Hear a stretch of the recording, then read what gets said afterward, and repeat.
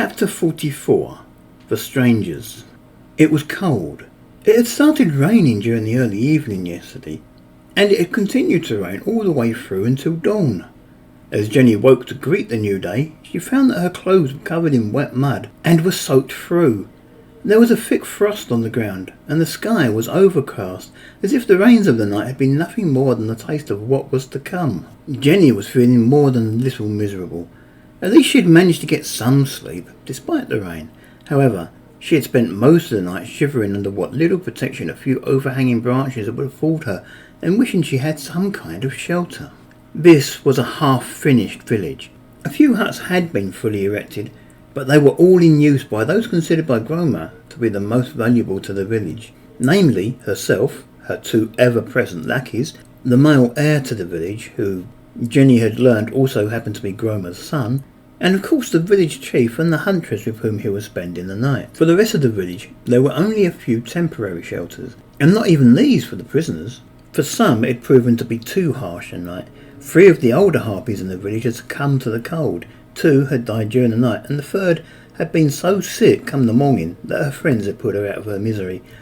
Jenni didn't know all the details. She didn't know who the 3 were, or if any of them had been involved in her capture yesterday. Now it was the morning of the new day. Jenni was still shivering with the cold. Her clothes felt wet and clammy against her skin, and though she might hate to admit it, she could see value in the way that harpies went about naked. If it wasn't for the sake of decency, Jenni might have considered taking her clothes off and going about naked until they had a chance to dry off a little. She was certain they couldn't get any colder than she was with them on. A loud boom penetrated the peace of the forest. The noise echoed around the foliage for a bit and caused the very ground to shake.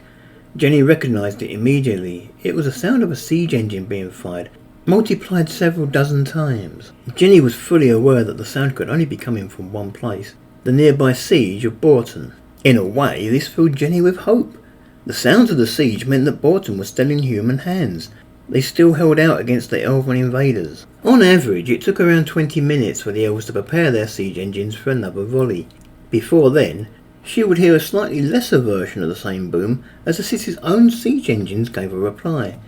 It would be close to 5 minutes since that first boom before an answering boom was given. Jenni breathed in deeply. At least the air of the new day smelt fresh and clean after the heavy rain. She began to look around at what there was of the village. The rain certainly hadn't done the young harpy girls of the village any favours. Many of those set to cooking duties this morning had been totally unable to get any sort of flame going. All the cooking fires that were scattered around the clearing were still waiting to be lit, with the young harpies trying desperately to get any kind of flame going. As it was, only one fire had been successfully lit. It sat near the centre of the village, and Groma and her 2 ever-present friends were busy warming themselves by it. For the briefest of moments, Jenni considered going over and warming herself too. The presence of Groma put her off. Jenni wanted nothing to do with that hag, or either of her friends. She wanted nothing to do with any of these harpies. Jenni brushed her hair out of her eyes with the side of her left hand and walked slowly around the edge of the harpy village. It seemed strange to Jenni, almost a contradiction how, since she had attempted to escape yesterday, the harpies had pretty much given her the run of the village. She wasn't alone, of course. She had been given 2 harpy guards who followed her everywhere and watched her every move. Like many other humans, all harpies looked pretty much the same to Jenni. There were often small differences, but mostly she had to tell them apart by what jewellery they happened to be wearing. Jenni was certain that the harpy guards she had gone to sleep with weren't the same 2 as she had woken up with. Evidently, sometime during the night, the first 2 had been replaced. The other prisoners were now centralised in a large cage, placed halfway between the burning fire and the far side of the clearing. It was almost as if Groma was taunting Jenni, offering her a nice juicy target with the intention of pouncing on her the moment Jenni took the bait. Maybe that was why Jenni wasn't even wearing chains. Groma wanted Jenni to attempt another rescue. It would give her a good reason to execute some more of the prisoners. Jenni wasn't about to take the bait. At least, not until she had a foolproof plan where she'd get everyone to safety. At the moment, she didn't even know which way to go. They could never get past the siege lines into Borton. No other city was close enough. The harpies would catch them on the road, and that would be that. Even the nearest village, Clayford, was in enemy hands, and with the elves taking possession, there were now a lot more harpies hanging about the village for Jenni to worry about. Jenni made her way slowly over to the cage where all the other prisoners, including her husband, were being held. It was a fairly large cage. There was room for the prisoners to move around. The cage itself was made from planks of wood, the same kind of wood that was currently being used to build the huts. The wood didn't actually look all that strong, but Jenni was sure it could survive any attempt she might make to break through it. Not that she would need to. The cage had a single door that had a standard lock. A quick spell could open that door with no trouble. Jenni counted 11 prisoners within the confines of the cage. Just 11? Jenni had been certain there were 13 prisoners still in harpy hands. 2 of the prisoners were missing. What could have happened to them? Jenni glanced around the rest of the village. They hadn't set up a practice range for their young yet, so chances were they hadn't been taken for target practice. It was more likely they'd been taken to the cooking pot. Was it possible that Groma had broken her word? Groma was a harpy, Jenni considered. Somehow it seemed more than likely she might break her word. Jenni approached the door to the cage slowly. She didn't want to give either of the 2 harpies with her any reason to suspect that Jenni might be there for a purpose other than to just chat to those inside the cage. Then Jenni peered in through the bars. She saw Ludwig and Alice sitting on the ground near the back of the cage. Alice seemed to be in her own little world and she didn't even look up. Ludwig's son, Eristine, was nowhere to be seen. Eristine was one of the 2 that were missing. The prince was there though. He had been sitting on the muddy floor of the cage, his clothing soaked through with the rain of the night. He was on his feet within seconds and came to the bars. Cornelia, I'm so glad to see you. Is everything all right? I'm fine, Jenni replied. What happened to Eristine? Your guess is as good as mine, the prince answered. They collected him first thing this morning, him and one of the women. I don't know what they're planning, but they were escorted out of the camp that way. The prince pointed in the general direction of the city of Borton. Set free for good behaviour, perhaps, Jenni suggested absently. Then she changed the tone. No, I don't think so either. I wonder what they're wanted for. I hope they get brought back. Who can say, the prince replied. I'm cold and wet and we haven't been fed yet. Me neither, Jenni told him, though, in truth, I think they're having a bit of trouble getting the cooking fire started. I thought it might be something like that, the prince commented, moving along the wooden bars a couple of steps. Your father taught you all sorts of things about harpies when you were young, didn't he? My father taught me all sorts of things about all sorts of things, Jenni replied. She inched along the bars after him. Perhaps you can settle an argument for us, the prince said. Oh? Jenni asked. What about? You see that hut over there, the prince pointed to one of the finished huts. It was a fairly small hut, but it was the one with the 2 harpy guards standing outside. That's the chief's hut, Jenni told him. Ah, I thought so, the prince replied. Some of the others claim that it's too small to be the chief's hut, and that the chief would be in something quite a bit bigger. They were suggesting it might have been some sort of food storage for the coming winter. No, Jenni replied, it's definitely the chief's hut, and there is nothing bigger yet built. The prince nodded. I was pretty certain. I saw a young harpy enter that hut late last night. I may be wrong, but I'm pretty sure she's still in there. She was carrying some food with her, an offering, do you suppose? Most males never leave the sanctity of their own huts. Everything they need is brought to them, Jenni said. Really? The prince commented. Sheesh, the place must stink. How do you mean? Jenni asked uncertainly. Well, bodily functions, the prince said. Oh, I'm sure they leave their huts for that, or maybe they have it taken away, Jenni replied. There were some large gaps in what her father's books had told her. The prince rapped on the wooden bar with the knuckle of his index finger, as if he wanted to attract Jenni's attention, and then he pointed towards the far side of the village. Something seems to be going on. A pair of elves rode into the clearing. They were followed by a flatbed cart driven by another elf, and this was followed by 2 more elves, and another flatbed cart. 6 elves in all. The drivers of the 2 carts parked their vehicles at the very edge of the harpy village, and climbed down from their benches. As a group, the 6 elves were immediately surrounded by threatening-looking harpies. Let them come over, Groma shouted from her warm spot by the fire. The circle of harpies parted, and the elves were allowed to filter through to the fire where Groma stood waiting for them. There the elves sat down with Groma and began to discuss things. Unfortunately, whatever they were talking about, they were too far away for Jenni to catch even a hint of what they were saying. There were times Jenni wished she had the ears of a harpy. She didn't doubt that neither of her 2 guards would have much trouble overhearing their conversation. On this occasion, though, she doubted that being able to hear them would help. She didn't speak Cassitalian, and she was certain that Cassitalian was the language that they would be conversing in. Whatever they're talking about, Jenni commented, I don't think it bodes well for the rest of us. No doubt, the prince replied. I wonder what the carts are for. Somewhere nearby, a harpy started to giggle. It was neither the guards watching Jenni nor those guarding the door to the cage. When Jenni tried to find the source of the giggle, no one else seemed to have been responsible, and none of the harpies were even looking in Jenni's direction. The meeting between Groma and the 6 elves seemed to continue for an hour or more. Then Groma climbed to her feet, and flanked by her 2 friends, she walked over to the large cage. The elves followed close behind. As the group got closer, Jenni could hear that Groma and the leader of the elven party were still talking. It was quite a surprise to her that the leader of the elves had chosen to converse in the harpy language. Perhaps Groma didn't know Cassitellen either. These are they? The elf said. These are the ones, Groma agreed. 11 more prime examples of humanity. What do you think? The elf leader looked right at Jenni and smiled. Then he approached her and said, Why is this one out of her cage? She's our interpreter, Groma replied. This one isn't for sale. So she understands what we're saying? The elf commented. Interesting. Fine, I'll take the other 11. Some of them look a bit rough, but I'm sure the price is right. Groma, Jenni stepped around the elf. If you're selling my friends into slavery, this violates our agreement. Our agreement was that your friends wouldn't be hurt, Groma said. Well, your friends won't be hurt. By this evening, they won't even care that they're slaves. I am keeping my promise. You'll have no further hold over me, Jenni hissed angrily. Perhaps not, Groma countered. But our job here is done. We needed you for Clayford, and now that we've handed that over to the elves, I'm sure we don't need you any longer. Now, I'm willing to keep you around because you might still prove to be useful.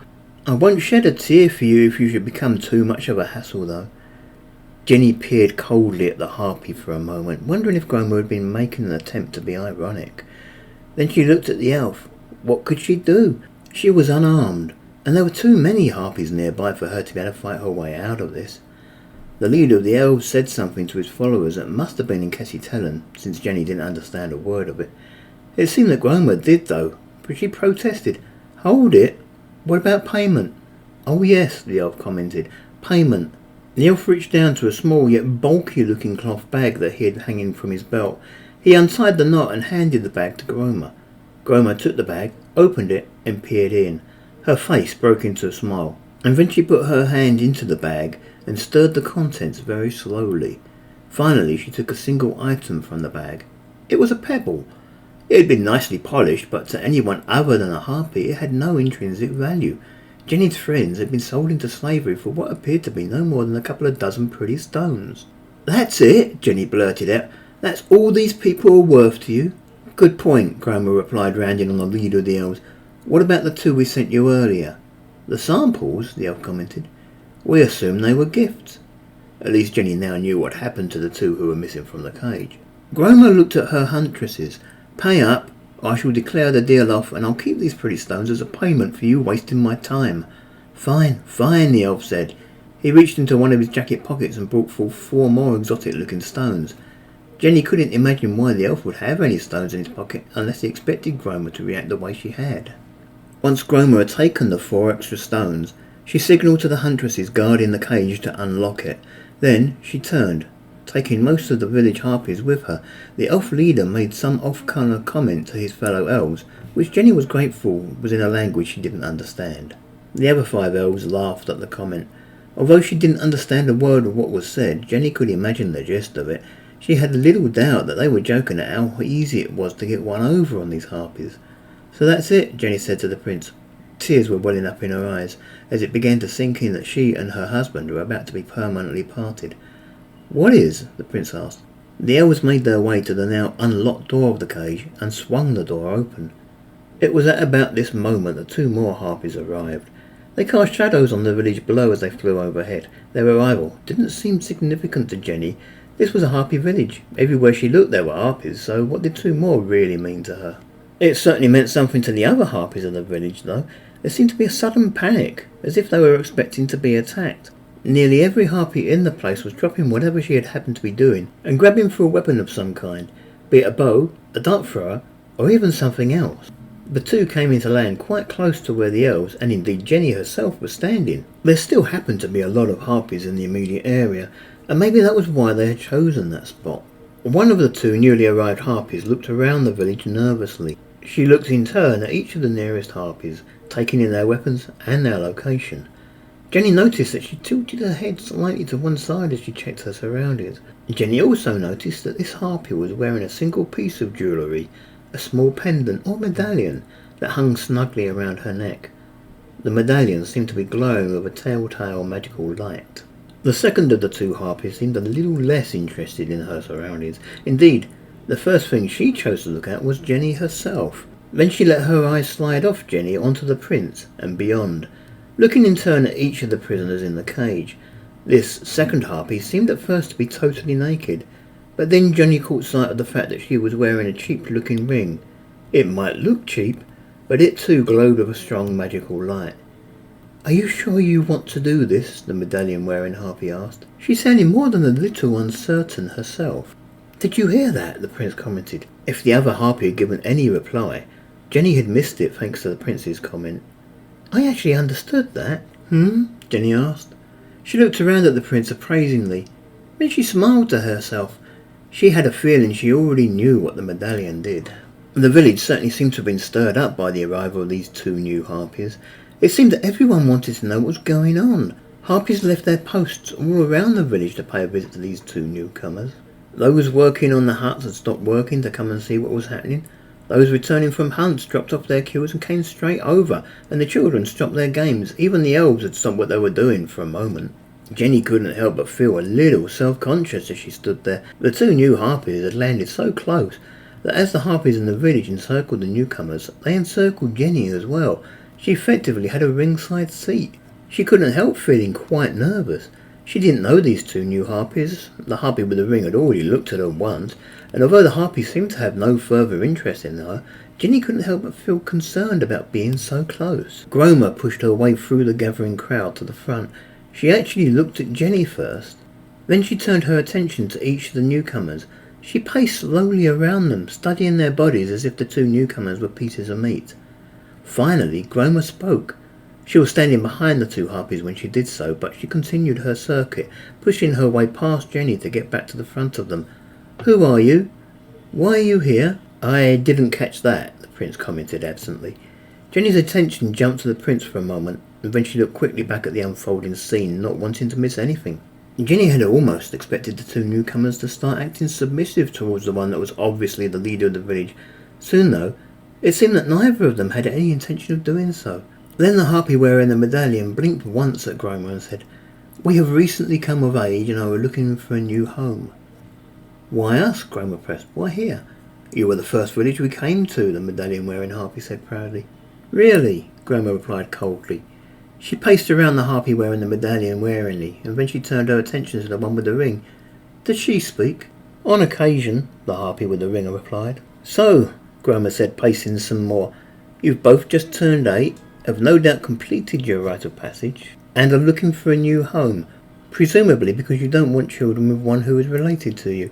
She stepped closer to the one with the medallion and placed her hand flat on her belly. "Yet you, my dear, are already carrying." "Yes," the harpy wearing the medallion replied. "My daughter will be pleased to serve our new village." Jenni had caught sight of something she hadn't expected then. When Groma had touched the medallion-wearing harpy on the stomach, for the shortest of moments, the harpy wearing the ring had extended her claws as if she planned to fight. She had retracted them almost immediately. "So, who is the father? Why are you here? You should be with your male," Groma questioned. The harpy with the medallion nodded. "It is not through desire that we left our village. We were attacked late last night. Humans, seeking revenge for our taking of their cities. We killed hundreds, but they numbered in the thousands. Our male was among the casualties. Those of us who survived scattered. We need a new home." Groma nodded. "Very well. We will hold the two of you on probation for a week. You have until then to prove to us that you are of value.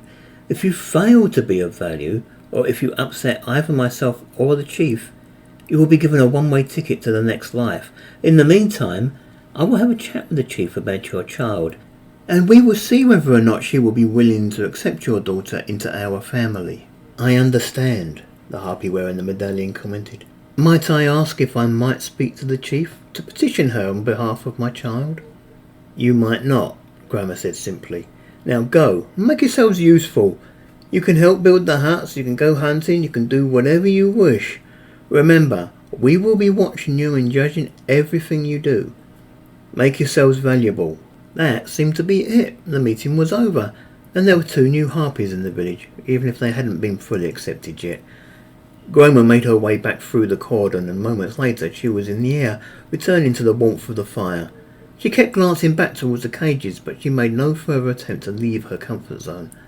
Some of the younger harpies, those who had yet to pass their rite of passage, closed in on the 2 newcomers and touched them before parting, as if welcoming them to the village. Then the children, and indeed the entire cordon, seemed to collapse, and slowly the village adopted a more relaxed feeling about their new friends. Now that the novelty of the new arrivals was over, the elven slavers entered the cage and began to gather their newly acquired prisoners. They brought them out of the cage, making them form a line. With the commotion around the 2 newly arrived harpies having died down a little, the harpy with the ring glanced around at the line of prisoners, and then for a moment her eyes seemed to actually settle on Jenni. She could be mistaken, but Jenni was sure that in that fraction of a second that their eyes seemed to meet, the harpy smiled at her. The harpy then turned away and headed in the general direction of the chief's hut.